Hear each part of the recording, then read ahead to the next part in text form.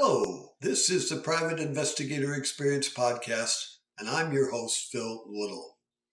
Thank you for joining me today. If this is your first time with me, I own West Coast Detectives International, a 102-year-old global security firm. I work my cases through the lens of my military, law enforcement, intelligence service, and global security background. Then I add just a touch of my biblical worldview to come up with solutions for our clients. I've had many questions about how I went from being a local PI to working all over the world. Most PIs just work in their local area. There was a combination of things that happened that created my interest in what was going on around the world. It originally started with my work in law enforcement when I became interested and involved in intelligence gathering and saw the benefit of it. And then that was fueled more by my first trip into southern Lebanon in 1977 from northern Israel. And I saw what was going on in Lebanon by the terrorists and became interested in what was behind it. When I learned from materials that had been taken from the terrorist training camps in southern Lebanon, that people from all over the world had been trained in these camps, then sent back to their home country. And then that raised a question about the purpose of these camps. For all you heard in the media and around the public consumption was that the PLO, the Palestine Liberation Organization, was wanting a homeland for the Palestinian people in the Middle East. Well, if that was the case, why train terrorists from all over the world, including the U.S., and then send them home? What was the purpose of that? This didn't smell right. And I decided I wanted to learn and find out what the truth really was. It didn't take a lot of investigation to learn that there was an international intent on the overall terrorist objective. That plan included overthrowing the Western way of life, democracies, moving to totalitarian type governments, or in the minds of the Islamist extremists, it would be Sharia law. That was a moment in my career that I decided to find out all I could about world terrorism, its goals, and its methods. That included what was going on in Europe, the Middle East, with the Islamic terrorism extremists. Wherever it came from, I wanted to find out what was behind it. I quickly discovered if I was to accomplish that goal, I needed experts and investigators on the ground around the world. Over the next few years, I established stations around the world staffed with law enforcement and counterterrorism and military officials from these countries. One of the highlights of that journey was when I was part of a 50-member law enforcement officials from local, state, and federal agencies who went on a 3-week trip to Europe prior to the 1984 Olympics, and this was in 1982. And it was called the Interpol Connection. The purpose of that trip was to find out what we could do to prevent terrorism or violence from happening at the 1984 Olympics, to learn from the Europeans' experience, and particularly what happened in Munich, Germany in 1972. We started in England, over to France, into Interpol, Germany, GSG-9, and down to Italy. And it was on this trip that I met and recruited some future team members for our European and Middle East operations. In 1986, I held my first 3-day seminar in Los Angeles, bringing working law enforcement professionals, the guys working the ground, not the brass, to brief their American counterparts that was working on the ground in the U.S. about the rising terrorist threat that was coming from the Middle East and Europe that had yet to hit the United States. We had about 250 participants, mostly from law enforcement. I had 11 members of the Joint Terrorism Task Force in Los Angeles. And then there were some selected private security personnel who were cleared. No press allowed, and we had a secured entry.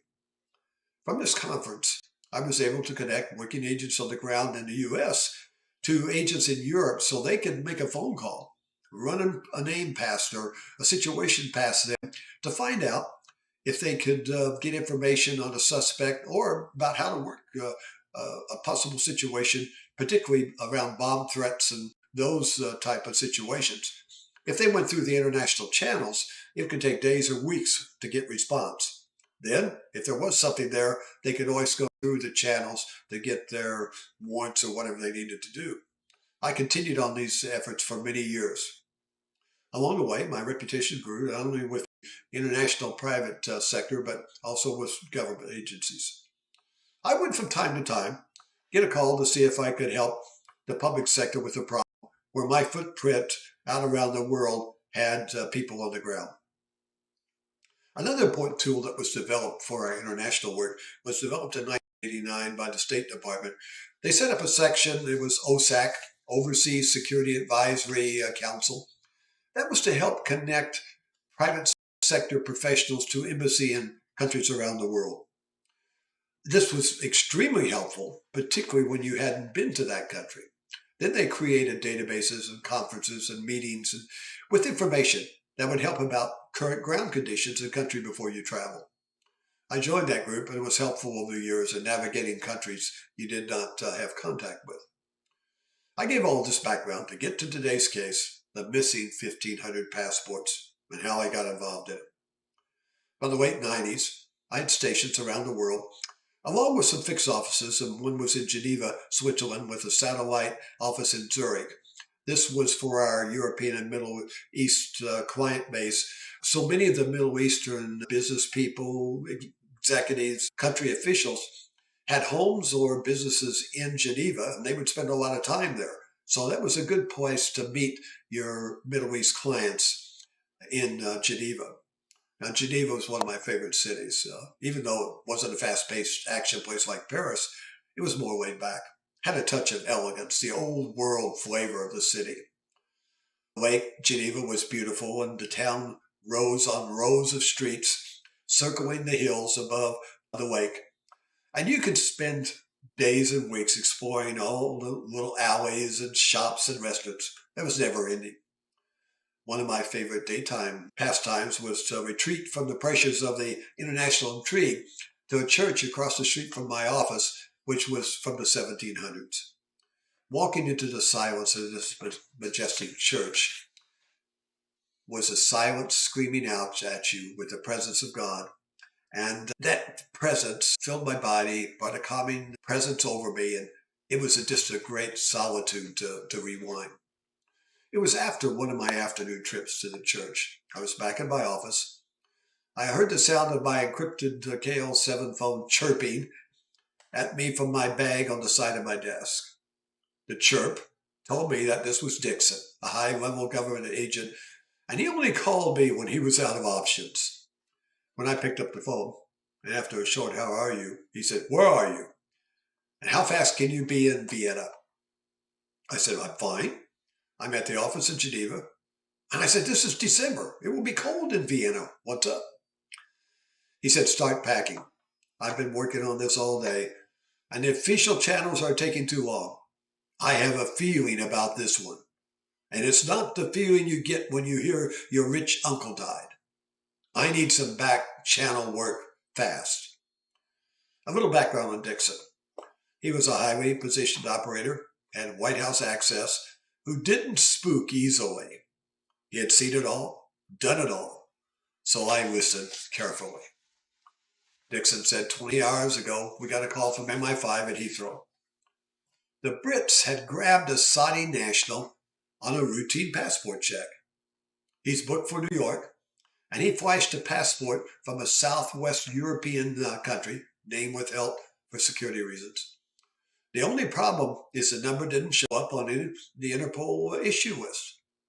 They contacted the country and discovered that 4 months ago, 1,500 issue-ready passports were stolen from the country embassy in Vienna. They hadn't gotten around to reporting it yet to Interpol. They couldn't come up with a passport number, sure, and the list that they gave to the Brits didn't have the number of the stolen passport that they found at Heathrow. The Brits put the Saudi through the ringer. They finally broke him. He was just a mule, a test case to try the passports. Somebody had given him a week's vacation in New York to see if the passports got flagged.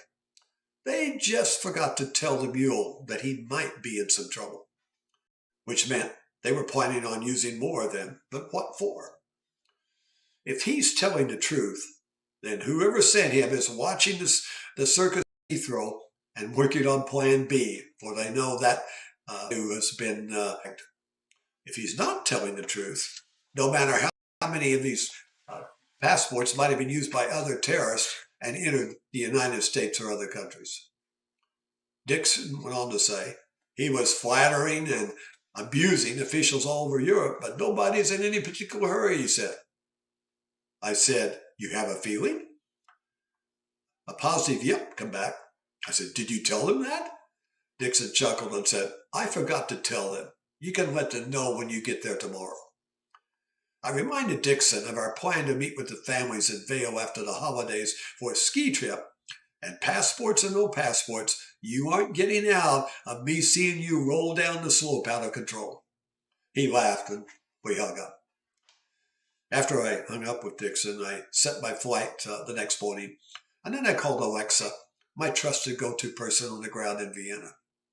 Having police and government contacts is great, but better than that, at times, is a beautiful Russian woman whose father had been a high-level banker in Russia. It's not his banking contacts that I like, but he knows every legal and illegal thing going on in Vienna, and he has a deep knowledge of all things East European. If those missing passports had any East European connection, and if he knew it, his daughter would know it too.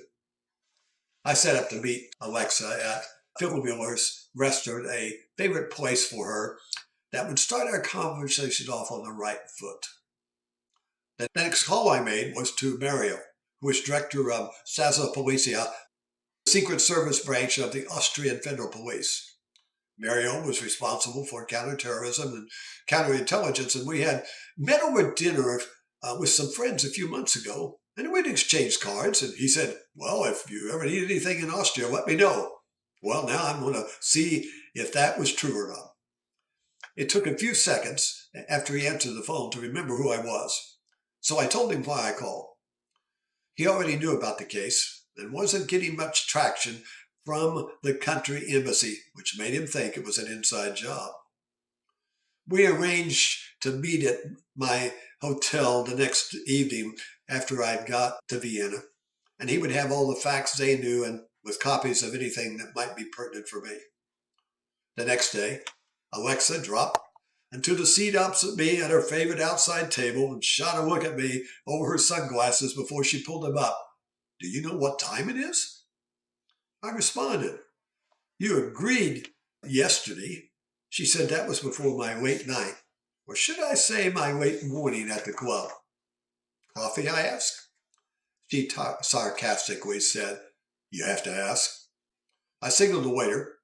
Sorry to disturb your beauty rest, Lex, but I'm on a schedule today and dinner is booked. I asked her about her dear father, Dmitri, and hoped he was in good health, at least for a few days yet. She responded positively and said she would give him my regards. After she'd had her first drink of coffee and her eyes were looking a bit open, I asked, what have you heard about the stolen passports from the country embassy last September? Alexa slumped back in her chair and said, that's all news, dear. I thought you were going to ask me about the nukes. The nukes? I said with heightened interest. You haven't heard about the nukes? You're getting rusty, Phil. Need to get out more. I responded, but from the looks of things, you need to get out less. You're what, 23? A quick 22 came back. You need to pace yourself. I need you around for a while yet. Right now it's the passports. Well, if they connect to any nukes, then we will talk. You say, an inside job? Yes. Everyone knows the clerk at the embassy has a weakness for old wines and young men. Not sure if it was blackmail or a payoff. Probably both. Doesn't matter. Who's the clerk? Marcelino somebody. Short, fat, bad dancer.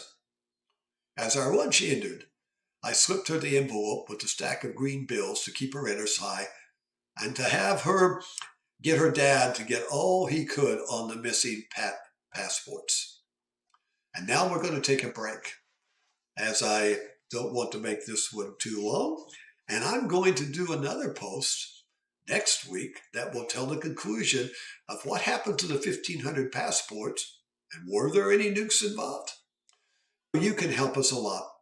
If you would like, share, subscribe, and you know the drill, hit that notification bell so you will know when this next post comes out to the conclusion of this case. If you have any comments, questions, thoughts about what's going on in the world, or ideas of how you work a case like this, or techniques that we might have used, feel free to leave comments on any of the platforms, or you can email me at pi777@gmail.com. And if you might have a situation in your life or family, or know someone that would be wondering, could a private investigator help me with this issue I have? Send me that information, and I will get back to you and let you know if a private investigator could help and how it might work. That email again is pi777@gmail.com. Thank you for listening and watching, and I can't wait to share the conclusion of this exciting international intrigue that kept us going for several months. So until next time, be safe. May God bless you, your family, and may God bless America.